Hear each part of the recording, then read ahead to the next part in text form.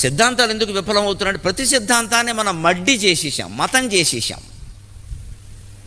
ఆచారానికి మూలం ఏమిటి అని కనిపెట్టడం మానేసాం. ముగ్గేయడానికి మూలం ఏమిటి? సూక్ష్మజీవులకు ఆహారం.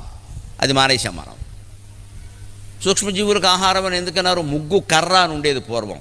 దానికి ఒక చిన్నులతో ఒక డిజైన్ ఉండేది. దాంట్లో బియ్యపు పిండి 3 పాళ్ళు ఉంటుంది, ముగ్గు గొల్ల 1 పాలే ఉంటుంది. 75% అది, 25% ఇది.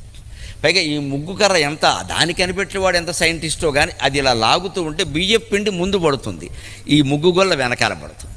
ఏమి ఆలోచన, ఏమి భూతదయ, ఏమి భారత జాతి. ఆడవాళ్ళు చేసుంటారు ఈ పని. ఆ మహిళామణికి నమస్కారం ఆవిడెవరైనా. ముగ్గు కర్ర అంచేది మనం ముగ్గు ప్రయోజనం నిజంగా నెరవేరాలంటే ముగ్గు కర్రతోనే ముగ్గు వేయాలి, లేకపోతే మీ చేత్తోనైనా వెయ్యాలి. లేదే ఎవరికీ నడుము వంగదో. దానికి డిజైన్లు కనిపెట్టాం. శుభ్రంగా షీట్, ప్లాస్టిక్ షీట్ ఇంటి ముందు పెట్టే, గొడవ లేదు, ఇంక శాశ్వతంగా ఉంటుంది. అయిపోయింది. ప్లాస్టిక్ కొన్న చోటకు లక్ష్మీదేవి ఎందుకు వస్తుంటే దరిద్ర దేవత